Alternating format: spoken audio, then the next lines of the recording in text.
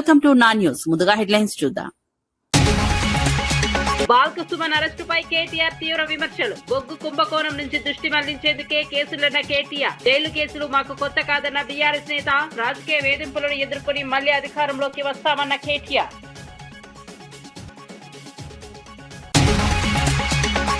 తెలంగాణ వ్యాఖ్యల వివాదంపై స్పందించిన రామచంద్రారావు. తెలంగాణ ఎవరి జాగీరు కాదన్న బీజేపీ రాష్ట్ర అధ్యక్షుడు. రాష్ట్ర గౌరవాన్ని అందరూ కాపాడాలన్న రామచంద్రరావు. రాజకీయాల్లో పరస్పర గౌరవం అవసరమన్న బీజేపీ నేత.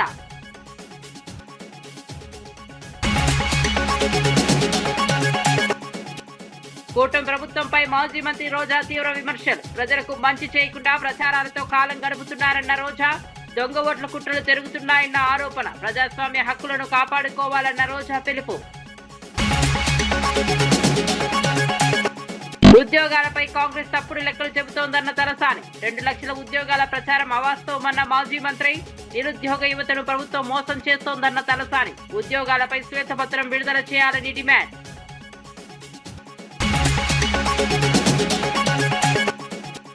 పవన్ వ్యాఖ్యలపై సిపిఐ నేత రామకృష్ణ ఆగ్రహం. నాగేశ్వరరావుపై బెదిరింపులు ప్రజాస్వామ్యానికి విరుద్ధమన్న రామకృష్ణ. భిన్నాభిప్రాయాలను గౌరవించాలన్న సిపిఐ జాతీయ కార్యదర్శి. విమర్శలకు బెదిరింపులు సమాధానం కాదన్న రామకృష్ణ. రాష్ట్రంలో ఉద్యోగాల భర్తీ అంశంపై మాజీ మంత్రి తలసాని శ్రీనివాస్ యాదవ్ కాంగ్రెస్ ప్రభుత్వాన్ని విమర్శించారు.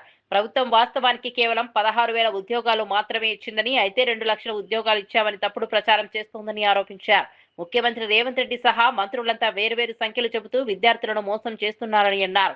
బీసీలకు 42% రిజర్వేషన్లు కల్పించామని ఇతర రాష్ట్రాల్లో కూడా చెప్పడం ప్రజలను తప్పుదో పట్టించడమేనని విమర్శించారు. నిరుద్యోగ యువత ఆశలతో ఆటలాడడం సరికాదన్నారు. ప్రభుత్వం ఉద్యోగాలపై పూర్తి శ్వేతపత్రం విడుదల చేయాలని డిమాండ్ చేశారు.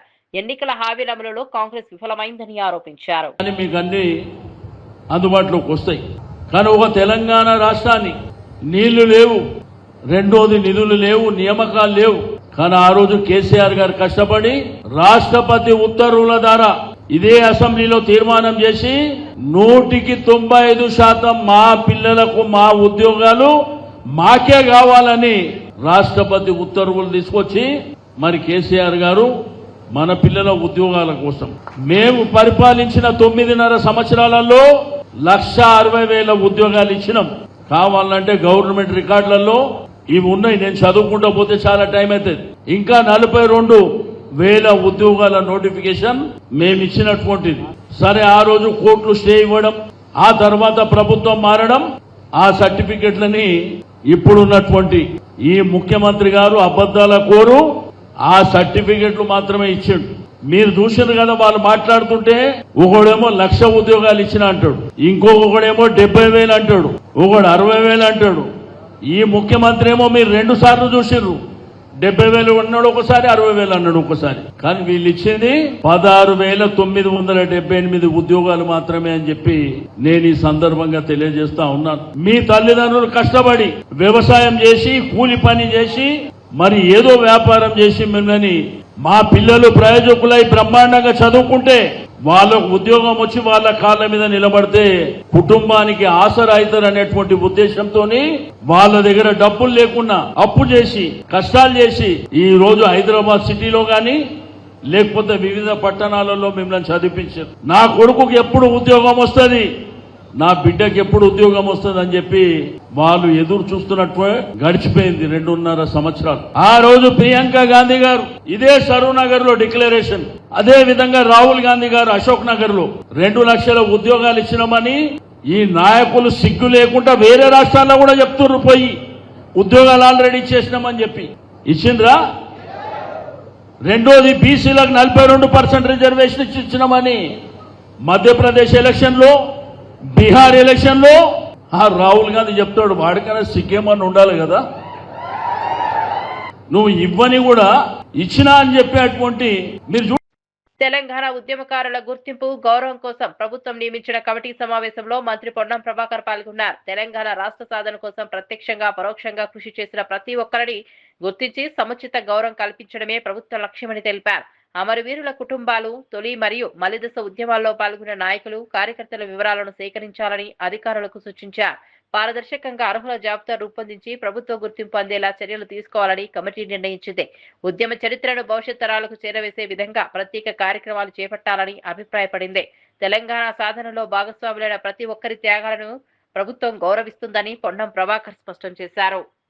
వాళ్ళను సముచితంగా ఏ విధంగా గౌరవించుకుంటాం అనేటువంటి ఆలోచన కొద్దీ మరి ఈ యొక్క కమిటీ ఏర్పడ్డది. దానిలో భాగంగా ఈరోజు అన్ని రాజకీయ పార్టీల సమావేశం జరిగింది. భవిష్యత్తులో మళ్ళీ అన్ని రకాల జేఏసీలకు సంబంధించి లేదా ఇంకా ఎవరిని పిలవాలి, ఎందుకంటే కొంతమంది రచయితలు భావజాల వ్యాప్తికి సంబంధించి కొంతమంది రచయితలు వాళ్ళ పుస్తకాల ద్వారా చైతన్యం కలగజేసినారు. కొంతమంది గాన పాట కళాకారులు వాళ్ళ యొక్క పాటల ద్వారా చైతన్యపరిచినారు. ఇలా అనేక రకాల జర్నలిస్టులు వాళ్ళ వ్యాసాల ద్వారా మరి చైతన్యపరిచినారు. ఈ విధంగా ప్రతి ఒక్కరు ఒక్కొక్క భావాన్ని తెలంగాణ సాధనకు సంబంధించిన దానిలో భాగస్వాములైన వాళ్ళందరికీ గుర్తింపు గౌరవం ఇవ్వడం ఈ కమిటీ ప్రధానమైనటువంటి యొక్క ప్రియాంబుల్. కాబట్టి అందుకు సంబంధించి ఈరోజు అన్ని రాజకీయ పార్టీల సమావేశం జరిగింది. దానికి సంబంధించిన ఏ విధంగా ప్రక్రియ, దీని కార్యాలయం కూడా త్వరలోనే వర్కింగ్ కండిషన్ లో ఈ యొక్క అమరవీరుల దీపం చాలా ఉంది, దాని లోపల కింద ప్రారంభమైతే త్వరలోనే సంబంధించి కార్యాచరణలు తీసుకొని దాని తదుపరి కార్యాచరణ అక్కడి నుంచి భవిష్యత్ కార్యాచరణ ప్రకటించబడుతుంది. అమీర్పేటలో జరిగిన అగ్ని ప్రమాద ఘటనపై Jubilee hills MLA Naveen Yadav స్పందించారు. ప్రమాదానికి గల కారణాలపై ఇంకా స్పష్టత రాలేదని, కొందరు షార్ట్ సర్క్యూట్ కారణమని చెబుతుండగా మరికొందరు సమీప రెస్టారెంట్ నుంచి వచ్చిన వేడి కారణమే ఉండొచ్చని పేర్కొన్నారు. ఘటనలో ఎలాంటి ప్రాణ నష్టం జరగకపోవడం ఊరటనిచ్చే అంశమన్నారు. అగ్నిమాపక సిబ్బంది వేగంగా స్పందించి మంటలను అదుపులోకి తీసుకొచ్చారని తెలిపారు. నష్టపోయిన వ్యాపారులకు ప్రభుత్వం తరపున సహాయం అందించే అంశాన్ని పరిశీలిస్తామని చెప్పారు. భవిష్యత్తులో ఇలాంటి ఘటనలు జరగకుండా భద్రతా ప్రమాణాలను ఖచ్చితంగా అమలు చేయాలని అధికారులకు సూచించారు. ప్రమాదంపై పూర్తి నివేదిక వచ్చిన తర్వాత తగిన చర్యలు తీసుకుంటామని ఎమ్మెల్యే స్పష్టం చేశారు. చెప్తా ఉన్నారు. ఈ కమర్షియల్ యాక్టివిటీ వాళ్ళకి కూడా చెప్తా ఉన్నారు. ఫైర్ సేఫ్టీ నామ్స్ పార్టీమని చెప్తా ఉన్నారు. దయచేసి దేవుడి దయ వల్ల ఎటువంటి ప్రాణహానిలు అటువంటివి ఏం జరగలేదు. కాకపోతే ఉన్నటువంటి దాదాపు 25-30 షాప్స్కి వాళ్ళకి నష్టం జరిగింది. మీ మీడియా ద్వారా మేము వారందరినీ కూడా కోరుకునేది ఇక్కడ కాదు, ఎంటైర్ హైదరాబాద్లో ఎక్కడైతే రద్దీ ప్రాంతం ఉన్నటువంటి area, fully commercial area, hostels కానివ్వండి, అదర్ ఇప్పుడు అమీర్పేటలో మొన్న ఐటీ ట్రైనింగ్ ఇన్స్టిట్యూట్స్ ఉంటాయి, ఇక్కడంతా కూడా కంప్యూటర్ కోచింగ్ ఇన్స్టిట్యూట్స్ ఉంటాయి. అక్కడ మొన్న కూడా ఫైర్ యాక్సిడెంట్ స్టార్ట్ అవ్వగానే హైదరాబాద్ ఇమ్మీడియట్ రియాక్ట్ అయ్యి అది ఆపడం జరిగింది. సో భవిష్యత్తులో ఇట్లాంటివి జరగకుండా ఉండాలంటే మనం ఫైర్ సేఫ్టీ నామ్స్ చాలా సీరియస్గా ఫాలో కావాలని చెప్పి కోరుతా ఉన్నాను. వీళ్ళందరి బాధితులకి వాట్ ఎవర్ బెస్ట్ గవర్నమెంట్ తరఫున సపోర్ట్. ఆల్రెడీ మేము కలెక్టర్ గారితో మీటింగ్లో ఉన్నప్పుడే కలెక్టర్ గారు కూడా ఇన్ఫార్మ్ చేసి ఇమ్మీడియట్ ఎంఆర్ఓ గారు కూడా చెప్పినారు. సో మేము వీళ్ళకి నష్టం జరిగిన వాళ్ళకి will try to help them out. Deputy CM Pawan Kalyan పై సిపిఐ జాతీయ కార్యదర్శి రామకృష్ణ తీవ్ర విమర్శలు చేశారు. ప్రముఖ విశ్లేషకుడు ప్రొఫెసర్ నాగేశ్వరరావును అరెస్ట్ చేస్తామని బెదిరించడం ప్రజాస్వామ్య స్ఫూర్తికి విరుద్ధమని అన్నారు. భిన్నాభిప్రాయాలను గౌరవించడం ప్రజాస్వామ్యంలో కీలకమని గుర్తు చేశారు. ప్రతిపక్షంలో ఉన్నప్పుడు మాత్రమే ప్రజాస్వామ్యం గుర్తొచ్చి అధికారంలోకి వచ్చిన తర్వాత విమర్శలను అణిచివేయడం సరైంది కాదన్నారు. మేధావులు, విశ్లేషకులు తమ అభిప్రాయాలను వ్యక్తం చేసే హక్కు కలిగి ఉంటారని చెప్పారు. విమర్శలను ఎదుర్కోవాల్సింది రాజకీయంగా గాని చట్టబద్ధంగా గాని తప్ప బెదిరింపులతో కాదన్నారు. ప్రజాస్వామ్య విలువలను కాపాడే బాధ్యత ప్రజాప్రతినిధులపై ఉందని పేర్కొన్నారు. భిన్న స్వరాలను గౌరవించే సంస్కృతి అవసరమని రామకృష్ణ స్పష్టం చేశారు. ప్రెస్ మీట్ అంటే ప్రెస్ మీట్ పెట్టాలి, కానీ అక్కడ పోయి అంత నువ్వు మరింత రెచ్చగొడతా ఉన్నావు. పైగా ఆయన పైన కేసులు పెడతానంటావు. ఒక జర్నలిస్ట్ ఏదైనా మాట్లాడితే నీకు నచ్చకపోతే దాన్ని ఖండిస్తాం తప్పితే ఒకేసారి జర్నలిస్ట్ పైన కేసు పెడతాం, ఆయన అరెస్ట్ చేస్తాం, ఆయన జైల్లో వేస్తాం అంటే ఇది ప్రజాస్వామ్యం అని నేను అడుగుతా ఉన్నా. ప్రజాస్వామ్యంలో ఇలాంటి వాడికి తావుంది అని నేను అడుగుతా ఉన్నా. మీరు ప్రతిపక్షంలో ఉన్నప్పుడేమో మీకు ప్రజాస్వామ్యం కావాలనా? మీకు అధికారంలో ఉంటే మాత్రం ప్రజాస్వామ్యం అక్కర్లేదా? పైగా ఆయన అన్నదేంటి, అమిత్ షా ఇట్లా అన్నాడని అన్నాడు. ఓకే, అమిత్ షా అన్న దాంట్లో కూడా తప్పేముంది అని నేను అడుగుతా ఉన్నా. ఇవాళ రాష్ట్రంలో చంద్రబాబు నాయుడు, జగన్మోహన్ రెడ్డి, పవన్ కళ్యాణ్ ముగ్గురు కూడా మీరు నరేంద్ర మోడీకి ఊడిగం చేస్తూ ఉన్నారు. అయిన దానికి కాని దానికి పార్లమెంట్లో మీరు మద్దతు ఇస్తూ ఉన్నారు. కాబట్టి మీరు అక్కడ ఒకవైపు ఊడిగం చేస్తూ అదే మాట ఆయన అంటే నీకు తప్పేం వచ్చిందని నేను అడుగుతా ఉన్నా. ఆయన నువ్వు ఖండించాలి కూడా ఖండించు అంది, కానీ ఇది సరైంది కాదు. ఇవాళ 2 తెలుగు రాష్ట్రాల ప్రజలు కూడా ఎంతో సౌఖ్యంగా సన్నిహితంగా అన్నదమ్ముల మాదిరి మనం ఉన్నాం. మీరు చేసే రాజకీయాలకి ఇవాళ మళ్ళీ చిచ్చు పెడతా ఉన్నారు. ఇది జనసేన రాజకీయం కాదు, పవన్ కళ్యాణ్ సొంత రాజకీయం కాదు. భారతీయ జనతా పార్టీకి ఊడిగం చేయడానికే ఇవాళ హైదరాబాద్ పోయి ప్రెస్ మీట్ పెట్టావు. నువ్వు రేపు వాళ్ళతో కలిసి అక్కడ ఎన్నికల్లో పాల్గొనాలనే ఉద్దేశంతోనే నువ్వు ఇవన్నీ చేస్తూ ఉన్నావు. కాబట్టి ఈ వ్యవహార శైలి మానుకో. నువ్వు ఇక్కడ మంచిగా చంద్రబాబు నాయుడు గారు మంచి పోర్ట్ఫోలియోస్ ఇచ్చాడు. పంచాయతీరాజు, ఆర్డబ్ల్యూఎస్, పర్యావరణం బ్రహ్మాండంగా ఉన్నాయి. అన్నీ చేయండి, బాగా మంచి పేరు తెచ్చుకో. ఇది వదిలిపెట్టిపోయి ప్రజల మధ్య చిచ్చు పెట్టేదాన్ని తీవ్రంగా తప్పుపడతా ఉన్నాం, ఖండిస్తూ ఉన్నాం. జైల్లో రిమాండ్ లో ఉన్న మాజీ ఎమ్మెల్యే బాల్క సుమన్ ను పరామర్శించిన అనంతరం బీఆర్ఎస్ వర్కింగ్ ప్రెసిడెంట్ కేటీఆర్ ప్రభుత్వంపై తీవ్ర విమర్శలు చేశారు. సింగరేణిలో 1500 కోట్ల బొగ్గు కుంభకోణం అంశం నుంచి ప్రజల దృష్టి మళ్లించేందుకే తప్పుడు కేసులు నమోదు చేస్తున్నారని ఆరోపించారు. సింగరేణిలో 40 లక్షల మెట్రిక్ టన్నుల బొగ్గు మాయమైన అంశంపై కేంద్ర ప్రభుత్వం స్పందించాలని డిమాండ్ చేశారు. గతంలో పలువురు కాంగ్రెస్ నేతలు చేసిన వ్యాఖ్యలపై చర్యలు తీసుకోకుండా ఇప్పుడు బీఆర్ఎస్ నేతలపై మాత్రమే కేసులు పెట్టడం ద్వంద్వ వైఖరికి నిదర్శనమన్నారు. సృజన్ రెడ్డి కనుసన్నల్లో భారీ కుంభకోణాలు జరిగాయని ఆరోపిస్తూ వాటిని బీఆర్ఎస్ బయటపెట్టిందన్నారు. జైళ్లు, కేసులు తమకు కొత్త కాదని, ఈ రాజకీయ వేధింపులను ఎదుర్కొని మళ్లీ అధికారంలోకి వస్తామని కేటీఆర్ స్పష్టం చేశారు. 100 కోట్ల కుంభకోణం జరిగిందో బయటపెట్టింది మా నాయకుడు హరీష్ రావు గారు.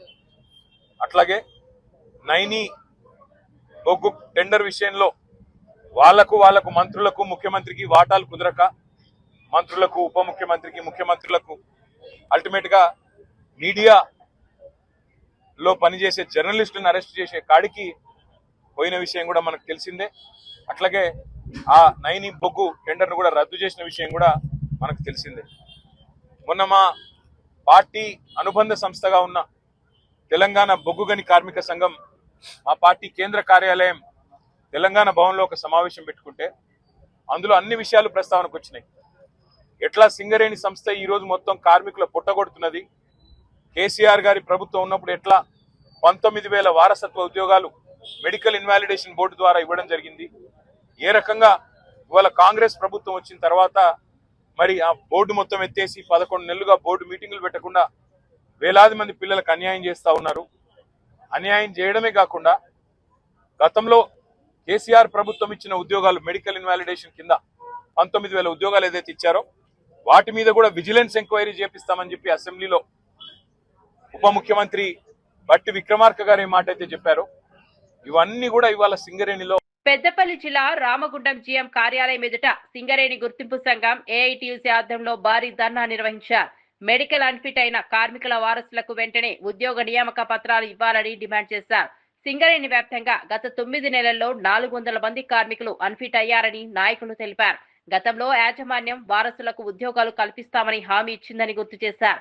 మెడికల్ బోర్డు ఏర్పాటు చేసి నియామక ప్రక్రియ పూర్తి చేయాలని కోరారు. 8 నెలలుగా ఎలాంటి ఆదాయం లేక కుటుంబాలు తీవ్ర ఇబ్బందులు పడుతున్నాయని వారసులు ఆవేదన వ్యక్తం చేశారు. యాజమాన్యం స్పందించకపోతే అన్ని కార్మిక సంఘాలను కలుపుకుని సమ్మె నోటీసు ఇస్తామని హెచ్చరించారు. ఉద్యోగాల కోసం ఎదురు చూస్తున్న కుటుంబాలకు వెంటనే న్యాయం చేయాలని విజ్ఞప్తి చేశారు. వాళ్ళు మాట్లాడుతూ ఉన్నారు. మరి సింగరేణిలో కార్మికుల వేజ్ బోర్డు అగ్రిమెంట్ ప్రకారం కార్మికులు మెడికల్ అన్ఫిట్ అయినా చనిపోయినా ఉద్యోగం ఇవ్వాల్సిన బాధ్యత యాజమాన్యానికి ఉన్నది. ఈ రాజకీయ జోక్యం వల్ల వేజ్ బోర్డు అగ్రిమెంట్ని కూడా అమలు చేయకుండా సింగరేణి యాజమాన్యం ఆపుతా ఉన్నది. కాబట్టి గత నెలలో మేము 2 నెలల క్రితమే సింగరేణి వ్యాప్తంగా జాతా కార్యక్రమం చేసి సింగరేణిలో మెడికల్ బోర్డు జరపాలి, డిపెండెంట్లకు వెంటనే ఉద్యోగాలు ఇవ్వాలని చెప్పి చేస్తే సింగరేణి యాజమాన్యం గత నెల 12వ తారీఖు నాడు మేము తప్పనిసరిగా వీళ్ళందరికీ తొందరలోనే ఉద్యోగాలు ఇస్తాము, ఒక డేట్ ఇస్తాము అని చెప్పారు. ఇప్పటికైనా యాజమాన్యం వెంటనే మెడికల్ బోర్డు పెట్టే డేటుని, డిపెండెంట్లకు ఉద్యోగాలు ఇచ్చే డేటుని సింగరేణి యాజమాన్యం ప్రకటించకపోతే గుర్తింపు సంఘంగా ఏఐటీసీ యూనియన్ అన్ని కార్మిక సంఘాలను కలుపుకొని సమ్మె చేయడానికి సిద్ధంగా ఉన్నాం. దీనికి కార్మికులందరూ సిద్ధం కావాలని విజ్ఞప్తి చేస్తాము. ఏపీలో అధికార కూటమి ప్రభుత్వం ప్రజలకు మంచి చేయకుండా కేవలం ప్రచారాలతో కాలం గడుపుతోందని మాజీ మంత్రి వైఎస్ఆర్సీపీ నేత ఆర్కే రోజా విమర్శించారు. మంగళగిరి, తిరుపతి ప్రాంతాల్లో దొంగ ఓట్ల కుట్రలు జరుగుతున్నాయని ఆరోపించారు. ప్రజాస్వామ్య వ్యవస్థను బలహీనపరిచే చర్యలకు పాల్పడుతోందని మండిపడ్డారు. పవన్ కళ్యాణ్ సుగాలి ప్రీతి కేసును రాజకీయ అవసరాలకు ఉపయోగించుకున్నారని విమర్శించారు. ఐటీ మంత్రి లోకేష్ పేపర్ లీకేజ్లను అరికట్టడంలో విఫలమయ్యారని ఆరోపించారు. ప్రజలకు ఇచ్చిన హామీల అమలుపై ప్రభుత్వం దృష్టి పెట్టడం లేదన్నారు. తమ ఓట్లను, ప్రజాస్వామ్య హక్కులను కాపాడుకోవాలని పార్టీ కార్యకర్తలకు పిలుపునిచ్చారు. రాష్ట్రంలో జరుగుతున్న పరిణామాలపై ప్రజలు అప్రమత్తంగా ఉండాలని రోజా కోరారు. పార్టీ పెట్టింది ముఖ్యమంత్రి కాదని కాదు, సుగాలి ప్రీతి తల్లి కన్నీళ్లు చూసి పెట్టాను అన్నాడు. ఈ రోజు అదే సుగాలి ప్రీతి తల్లికి అపాయింట్మెంట్ కూడా ఇవ్వకుండా తాను డిప్యూటీ సీఎం అవ్వడానికి ఆ అమ్మాయి చావును ఉపయోగించుకున్న పవన్ కళ్యాణ్ ఈ రోజు అధికారంలో ఉండి కేంద్రంలో పొద్దుతో ఉండి కూడా ఆ అమ్మాయికి న్యాయం చేయకపోవడం అనేది అందరూ కూడా గమనిస్తున్నారు. అలాగే లోకేష్, జగన్మోహన్ రెడ్డి గారేమో సచివాలయ ఉద్యోగాల్ని మెరిట్ మీద ఎటువంటి తప్పుల తడకలు జరగకుండా చక్కగా నిర్వహించి ఉద్యోగాలు ఇస్తే 15,000 ఉద్యోగాల్ని కూడా పేపర్ లీక్ కూడా కాకుండా చేయలేకపోయాడు. లీకేజ్ స్టార్ అయిపోయాడు ఈరోజు లోకేష్ గారు. సో ఈరోజు వాళ్ళకి అడ్మినిస్ట్రేషన్ తెలియదు, ప్రజలకి మంచి చేయాలన్న మనసు లేదు. కేవలం జగన్ గారిని, వైఎస్ఆర్సీపీలో ఉన్న ముఖ్య నాయకుల్ని టార్గెట్ చేసి వాళ్ళని తిట్టించి తెలంగాణపై జరిగిన రాజకీయ వ్యాఖ్యల వివాదంపై బీజేపీ రాష్ట్ర అధ్యక్షుడు రామచంద్రరావు స్పందించారు. తెలంగాణ ఎవరి జాగీరు కాదని, అది 4 కోట్ల ప్రజల ఆస్తి అని స్పష్టం చేశారు. కాంగ్రెస్ నేత చేసిన వ్యాఖ్యలకు ప్రతిస్పందనగానే సంబంధిత వ్యక్తి ఆ వ్యాఖ్యలు చేశారని చెప్పారు. తెలంగాణ ప్రజల భావోద్వేగాలను గౌరవించడం ప్రతి ఒక్కరి బాధ్యత అని పేర్కొన్నారు. రాజకీయ భేదాలు ఉన్నా రాష్ట్ర గౌరవాన్ని కాపాడే విషయంలో అందరూ ఒకే దారిలో నడవాలని సూచించారు.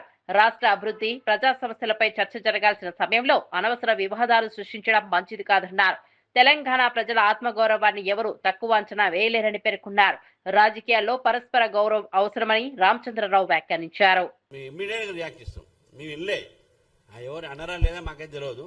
అట్లా ఎవరన్నా నాకు తెలిసింది ఏంటంటే ఒక కాంగ్రెస్ మంత్రి అన్నాడని, ఆయన జాగిరా తెలంగాణ అని అన్నాడని, దానికి నిన్న ఈయన తెలంగాణ 4 కోట్ల జనాభా జాగిరని ఈయన అన్నాడు.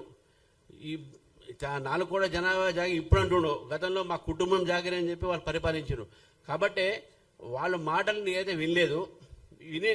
ఎవరు మాట్లాడినా ఎవరే కాదు, తెలంగాణకు ఎవరు అవమానపరిచినా, తెలంగాణ ప్రజల ఒక మనోభావాన్ని ఎవరు కూడా దెబ్బతీసినా దాన్ని బీజేపీ వ్యతిరేకిస్తుంది.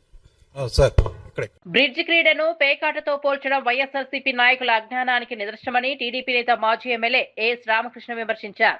మంగళగిరిలోని పార్టీ కేంద్ర కార్యాలయంలో నిర్వహించిన మీడియా సమావేశంలో ఆయన మాట్లాడారు. అంతర్జాతీయ స్థాయిలో గుర్తింపు పొందిన మైండ్ గేమ్ ను జూదంతో పోల్చడం బాధాకరమన్నారు. క్రీడలపై సరైన అవగాహన లేకుండా రాజకీయ విమర్శలు చేయడం తగదని సూచించారు. ప్రతిపక్ష పార్టీ కేవలం బురద చల్లే రాజకీయాలకు మాత్రమే పరిమితమైందని ఆరోపించారు. ప్రజా సమస్యలపై చర్చించకుండా ప్రతి అంశాన్ని వివాదాస్పదం చేయాలని ప్రయత్నిస్తోందన్నారు. క్రీడలకు ప్రోత్సాహం ఇవ్వాల్సిన సమయంలో ఇలాంటి వ్యాఖ్యలు యువతను తప్పుదారి పట్టిస్తాయని చెప్పారు. వాస్తవాలను తెలుసుకుని మాట్లాడాలని వైసీపీ నాయకులకు సూచించారు. అబద్ధాలు ఆడుతున్నారు, మా యొక్క మెరిట్ ని కించపరుస్తున్నాడు, మమ్మల్ని వేదనకు గురి చేస్తున్నాడు, మమ్మల్ని బాధిస్తున్నాడు అని చెప్పని ఇలా మెరిట్ ప్రాతిపదిక మీద క్రీడా అంశాలలో పీడీలుగా అయినటువంటి వాళ్ళని అనవసరంగా ఆడిపోసుకున్నటువంటి నిన్ను ఒక నేరస్తుడిగా ఎందుకు పరిగణించకూడదు? నీ మీద ఎందుకు కేసు పెట్టకూడదు? నిన్నెందుకు శిక్షించకూడదు అని చెప్పని నేను అడుగుతా ఉన్నా. అసలు నీ చరిత్ర ఏంటి? నువ్వు రేషన్ బియ్యాన్ని పందికొక్కు మాదిరిగా దొంగ రవాణా చేసినటువంటి దొంగవు నువ్వు. వేములవాడను టెంపుల్ సిటీగా పర్యాటక కేంద్రంగా అభివృద్ధి చేయడమే ప్రభుత్వ లక్ష్యమని ప్రభుత్వ విప్ ఆది శ్రీనివాస్ తెలిపారు. తిప్పాపూర్లో 3వ బ్రిడ్జి స్లాబ్లను పనులను ప్రారంభించిన ఆయన అభివృద్ధి పనుల పురోగతిని సమీక్షించారు. గత ప్రభుత్వం కేవలం శిలాఫలకాలకే పరిమితమైందని విమర్శించారు. కాంగ్రెస్ ప్రభుత్వం అధికారంలోకి వచ్చిన తరువాతే భూసేకరణ కోసం 6.97 కోట్లు మంజూరు చేశామని వెల్లడించారు. సీఎం రేవంత్ రెడ్డి నాయకత్వంలో వేములవాడ రాజన్న ఆలయ అభివృద్ధికి దాదాపు 1000 కోట్లతో పనులు కొనసాగుతున్నాయని చెప్పారు. పర్యాటక అభివృద్ధి ద్వారా స్థానికులకు ఉపాధి అవకాశాలు పెరుగుతాయని పేర్కొన్నారు. నిర్మాణ పనుల్లో నాణ్యతకు ప్రాధాన్యం ఇవ్వాలని అధికారులకు ఆదేశించారు. వేములవాడను రాష్ట్రంలో ప్రముఖ ఆధ్యాత్మిక కేంద్రంగా తీర్చిదిద్దుతామని స్పష్టం చేశారు. ప్రోటోకాల్ అధికారులు ఆర్ఎన్బి సంబంధించిన అధికారులందరి ఆలోచనతోటి రాజన్న ఆలయ అభివృద్ధి శరవేగంగా ముందుకు సాగుతా ఉంది. ఇప్పటికే ఇంచుమించు 150 కోట్ల రూపాయలు విడుదల చేసుకొని ఇప్పటి వరకు 25% వరకు పనులు పూర్తయిన వేళ మేము అదే రోజు చెప్పడం జరిగింది. వేములవాడ రాజన్న ఆలయ అభివృద్ధి ఒక కన్ను అయితే వేములవాడ పట్టణ అభివృద్ధి మరో కన్ను. టెంపుల్ సిటీగా ఆధ్యాత్మికమైన ఒక పట్టణంగా టూరిజం సిటీగా ఏర్పాటు చేయాలనే లక్ష్యంలో భాగంగా గత ప్రభుత్వం మాటలకే పరిమితమై శిలాఫలకాలు వేసి ఇచ్చిన హామీలన్నీ కూడా నీటి మూటలైన వేళ ఈరోజు ప్రధానంగా 3 లేన్ బ్రిడ్జికి సంబంధించి 2015వ సంవత్సరంలో శంకుస్థాపన చేసి ఈ బ్రిడ్జి పనులను మరిచిపోయినటువంటి సందర్భాన్ని మేము అధికారంలోకి వచ్చినాక టెంపుల్ సిటీగా అభివృద్ధి చేస్తామని పట్టణ అభివృద్ధి చేసే క్రమంలో ఈ 3 లేన్ బ్రిడ్జి ప్రారంభం చేయాలని చెప్పి వచ్చినప్పుడు పనులు ప్రారంభం చేయాలని చెప్పి వచ్చినప్పుడు భూసేకరణకే డబ్బులు ఇవ్వలేదు. అంటే వాళ్ళ పనితీరు చూడండి. శిలాఫలకాలు వేసుకుని ఎన్నికల్లో గెలుపొందాలని ఒక తపన తప్ప ప్రత్యర్థులను ఓడించడానికి కోసం మేము రాజన్న ఆలయ అభివృద్ధి పట్టణాభివృద్ధి 3 బ్రిడ్జిలు కడుతున్నాం చెప్పని ఆలోచనే తప్ప భూసేకరణ కూడా వాళ్ళు నిధులు ఇవ్వలేదు. మేము గౌరవ ముఖ్యమంత్రి గారు దృష్టి తీసుకువెళ్ళినప్పుడు 6,90,00,000 భూసేకరణకు నిధులు ఇచ్చిన తర్వాత ఈ 3 లేన్ బ్రిడ్జి ఇప్పుడు మీరు చూస్తున్నారు 38 మీటర్ల పొడవు 12 మీటర్ల వెడల్పు ఉన్నటువంటి ఒక స్లాబ్ ను వేయడం జరుగుతోంది. ఇది 5 ప్రాంతాల్లో కూడా వేయాలని చెప్పి పోయిన మాసంలో ఒక ప్రాంతంలో వేసుకున్నాం, ఇక్కడ ఇంకో ప్రాంతంలో వేస్తున్నాం. మరొకటి కూడా 10-15 రోజుల లోపల ఈ విధంగా వేసుకొని ఈ బ్రిడ్జిని రాజన్న భక్తులకు వేరే పట్టణ ప్రజలకు అంకితం చేసేటువంటి సందర్భం ఉపయోగంలో తీసుకొచ్చేటువంటి కార్యక్రమం మేము వచ్చి చేస్తున్నాం. మీరు శిలాఫలకం సాక్షి చూడండి. 2015లో వేసిన శిలాఫలకం సజీవ సాక్షిగా ఉంది. ఈరోజు 2026 అంటే 11 సంవత్సరాలు వాళ్ళ హయాంలో కేవలం శిలాఫలకం. ఇదే కాదు, కలిగోట సూరవ ప్రాజెక్టు దగ్గర కూడా జూన్ 22, 2018 శిలాఫలకం వేసారు. అక్కడ భూసేకరణ కనాపేసి ఇవ్వలే. మేము వచ్చినాక 45 కోట్లు భూసేకరణ డబ్బులు ఇచ్చి ఈరోజు ప్రాజెక్టుకు శరవేగం చేస్తున్నాం. అంటే ఈ రోజు ఇంజనీరింగ్ అధికారులు ఆర్ఎన్బి సంబంధించి ఈ గారు పర్యవేక్షణలో ఈ 3 లేన్ బ్రిడ్జి మా మున్సిపల్ హైదరాబాద్ అమీర్పేటలోని మైత్రివనం సమీపంలో ఉన్న హెల్మెట్ దుకాణంలో అకస్మాత్తుగా అగ్ని ప్రమాదం సంభవించింది. దుకాణం నుంచి ఒక్కసారిగా మంటలు ఎగిసిపడటంతో స్థానికులు భయోందోళనకు గురయ్యారు. వెంటనే పోలీసులకు అగ్నిమాపక శాఖకు సమాచారం అందించగా సిబ్బంది సంఘటనా స్థలానికి చేరుకుని సహాయక చర్యలు ప్రారంభించారు. హెల్మెట్లు, ఇతర ప్లాస్టిక్ వస్తువులు ఉండటంతో మంటలు వేగంగా వ్యాపించాయి.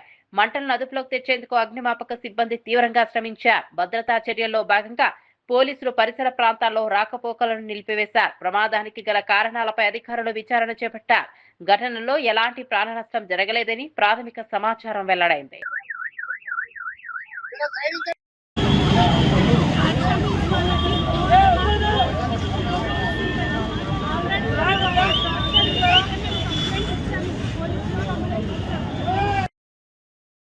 పొగ వచ్చిందో అది మొత్తం సెకండ్ ఫ్లోర్ నుంచి అంటుకుంది.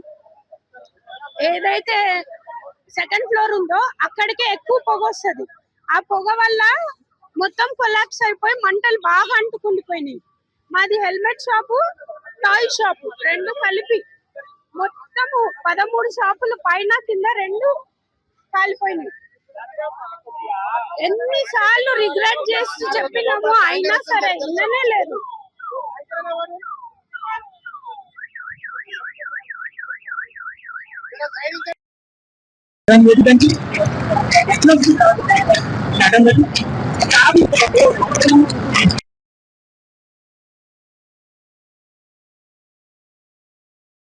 ఆపడానికి ప్రయత్నం చేస్తే వాళ్ళ ప్రాణ నష్టం పోయే సిచ్యువేషన్ అనిపించడం వల్ల వాళ్ళు ఇంకా వాళ్ళ చేతులను నొప్పుకొని బయటకు రావడం వల్లనే మొత్తం దీని వల్ల దాదాపు మీరు ఎలాంటి అంటే ఒక రిప్రజెంటేషన్ విషయంలో మేము ఆల్రెడీ కొన్నిసారి మన మైత్రి వల్ల అయినప్పుడు చెప్పడం జరిగింది. జరిగింది ఏమనంటే మెయింటైన్ చేయాలి. మెయింటైన్ చేయకపోతే ఎండాకాలంలో ఇటువంటి జరగడానికి ఎక్కువ అవకాశం ఉంటుంది. ఇప్పుడు అధికారులు కూడా మనుషులు ధైర్యమైన వాళ్ళు వచ్చి ఒక మనిషిని సేవ్ చేయడం అన్నది వారి ప్రాణాలను పనంగా పెట్టుకుని మనల్ని సేవ్ చేస్తారు. So that is not so easy. So ప్రజలే కాదు, ముందు ప్రభుత్వం ఎప్పుడైతే కఠినంగా ఈ విషయంలో చర్య తీసుకుని ఈ నామ్స్ ప్రకారం కమర్షియల్ థింగ్స్ ఉన్నాయా లేదా అనేది చూడాల్సిన అవసరం ఎక్కువ పరిస్థితి. చెప్పే గతంలో అధికారులు సంప్రదించాలి కానీ అదేంటమ్మా సేఫ్టీ నాన్ సేఫ్టీ అన్నది ఫస్ట్ అవేర్నెస్ ప్రోగ్రామ్ చేయాల్సింది అధికారులు. ప్రజలు ఎలా ఉంటారంటే ప్రజలు నా షాప్ పెట్టాను ఇందులో ఏం కావాలి అన్నది కొంతవరకు చేస్తారు. కనుక ఏంటి ఎవరు చెప్పాలి అధికారులు ఏదో ఫైర్ సేఫ్టీ ఉండాలి లేకపోతే వాటర్ పెట్టాలి. ప్రతిదీ కూడా there are non for any construction or any shops or commercial house non for followed. Definitely ఇలా ఇన్సిడెంట్ జరగకుండా మనకి ప్రతి జాగ్రత్తలు మనం తీసుకోవడానికి ఫైర్ సేఫ్టీ చేయాల్సిందే. దీనికి ఒక కమిటీ ప్రభుత్వం ఏర్పాటు చేస్తే, ఎందుకంటే మొత్తం హైదరాబాద్ నగరం మనకు అంతకుముందు కూడా మనుషులు చనిపోవడం జరుగుతుంది. మన రామ్ గోపాల్ కాల్పల్ మనిషి ప్రాణాలు రావు. మనం ఎన్ని నామ్స్ ఏం చేసినా ప్రాణాలు మనకు తిరిగి రావు. కాబట్టి ప్రతి జాగ్రత్తలు ప్రభుత్వం తీసుకోవాలి. ఈ విషయంలో పోయినసారి ఎక్కడ కూడా మళ్ళీ అక్కడ ఎవరైతే మళ్ళీ శ్రద్ధ తీసుకోలేదు. ఆ శ్రద్ధ ఇప్పుడు పెట్టాల్సిన అవసరం లేదు. ప్రజల కోసం ప్రభుత్వం పనిచేయాలి.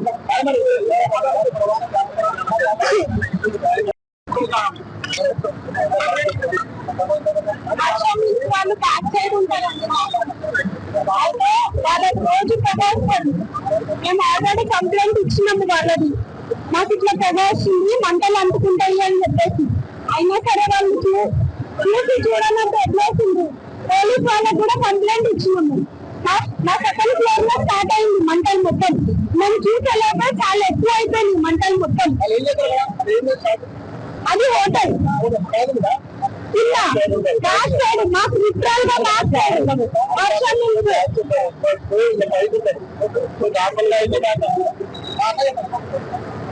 అయితే ఆ రోజు క్షమించండి.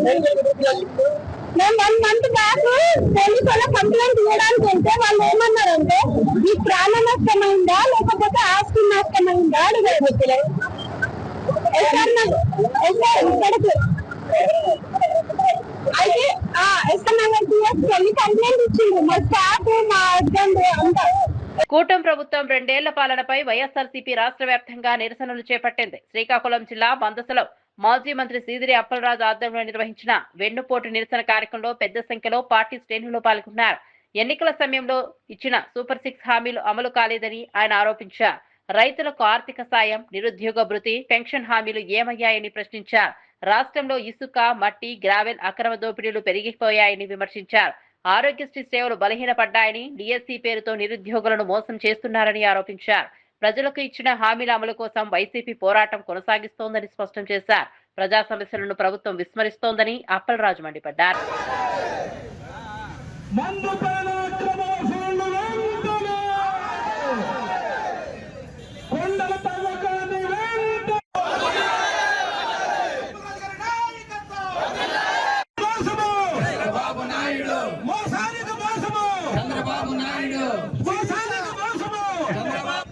మందస గ్రామంలో జరుగుతున్నటువంటి నిరసన కార్యక్రమానికి వివిధ పంచాయతీల నుంచి విచ్చేసినటువంటి వైఎస్ఆర్ చెప్తా ఉంటాడు, సూపర్ 6 ఇచ్చేసాము, సూపర్ 7 ఇచ్చేసాము.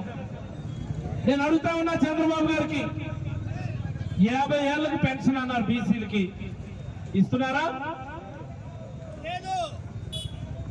18 సంవత్సరాలు దాటితే 1500 రూపాయల చొప్పున ప్రతి మహిళకి ఇస్తానన్నారు. ఒక్కరంటే ఒక్కరికి ఇస్తున్నారా? నేను అడుగుతా ఉన్నాను. నేను ఇస్తున్నారా? ఇస్తున్నారా? ఇంటింటికి వెళ్ళి చెప్పారు నీకు 1500, నీకు 1500, నీకు 1500 అని.